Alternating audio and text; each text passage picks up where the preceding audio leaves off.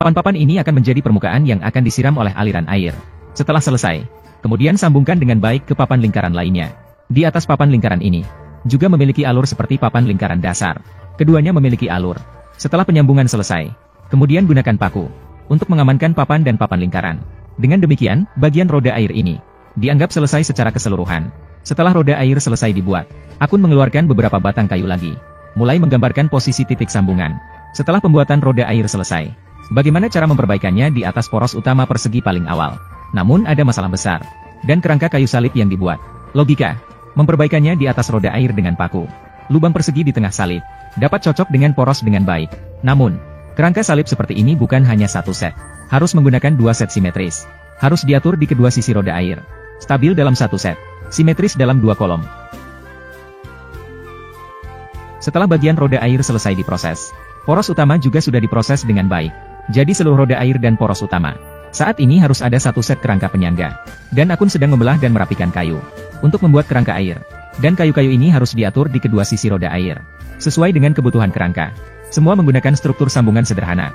Bagian ujung sebagian besar dipotong menjadi potongan persegi. Mengukir lubang persegi di tubuh. Tentu saja ada pengecualian.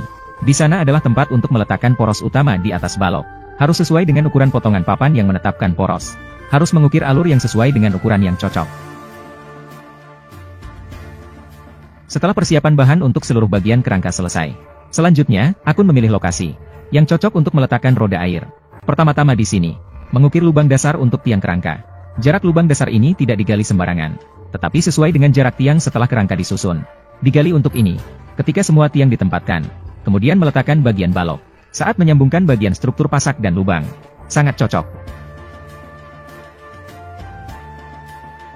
Setelah kedua sisi tiang dan balok dipasang dengan baik, lubang dasar di bagian bawah belum bisa langsung dipadatkan, tetapi perlu meletakkan roda air yang terhubung dengan poros. Above. Setelah penyesuaian bolak-balik, biarkan papan yang membungkus bantalan poros terpasang di alur di atas balok. Proses ini memerlukan penyesuaian terus-menerus. Oleh karena itu, lubang pondasi bagian tiang belum bisa dipadatkan. Jika tidak, akan sulit untuk memasangnya. Akhirnya, dengan penyesuaian terus-menerus oleh Akun, akhirnya bagian roda air ditempatkan dengan sempurna, dan dipukul dengan tongkat kayu untuk memperkuat. Lihatlah hasil pemasangan setelah selesai. Sungguh luar biasa. Saat ini fasilitas listrik hidro Akun juga telah selesai. Sebagian besar pekerjaan struktur utama, namun masih banyak pekerjaan yang perlu diselesaikan. Namun periode ini benar-benar sibuk, cukup melelahkan. Oleh karena itu, Akun bersiap untuk makan besar, untuk memanjakan dirinya sendiri. Kemudian melanjutkan, baru punya tenaga, melanjutkan pembuatan peralatan pembangkit listrik tenaga air. Makanan ini, Akun juga memiliki standar yang tinggi untuknya, yang harus dimulai dengan menggunakan bambu. Banyak peralatan makan dari bambu yang telah dibuat, dan diletakkan di atas sepotong bambu yang telah dipotong. Dibor dua lubang, dan membuat pegangan melengkung dengan memotong bambu. Lalu dipasangkan kedua lubang tersebut, sehingga terciptalah sebuah teko. Melihat peralatan makan yang indah ini, tidak bisa tidak mengakui kemampuan seni bambu Akun. Itu benar-benar 3 set pakaian, 2 set, atau mungkin 1 set. Untuk bagian hidangan utama, tentu saja, daging menjadi menu utama. Setelah turun gunung, Akun sengaja membawa beberapa daging babi. Pertama-tama, daging babi ditusuk, mulai memanggang daging. Kemudian diikuti dengan tumis bawang putih dan daging.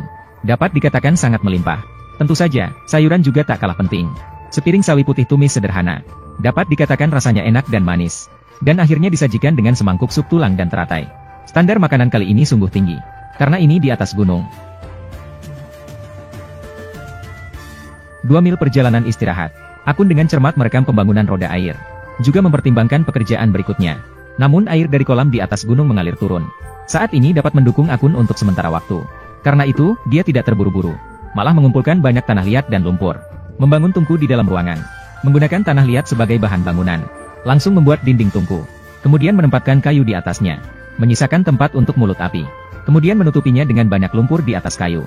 Sebagai lapisan permukaan. Ketebalan lumpur lapisan ini tidak boleh kurang. Karena kayu di bawahnya akan terbakar oleh api. 2 lubang yang mengalir. Yang besar di depan adalah mulut api. Yang kecil di belakang adalah saluran asap.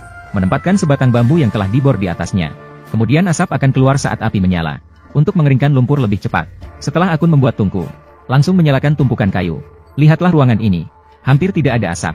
Hasilnya bisa dikatakan bagus. Ketika lumpur mengering sedikit, Akun bisa mulai menempatkan peralatan memasak untuk membuat makanan. Namun hari ini hanya memasak sayuran dalam panci ini. Karena Akun pada dasarnya sedang menguji efektivitas tungku. Masih sangat efektif. Ayo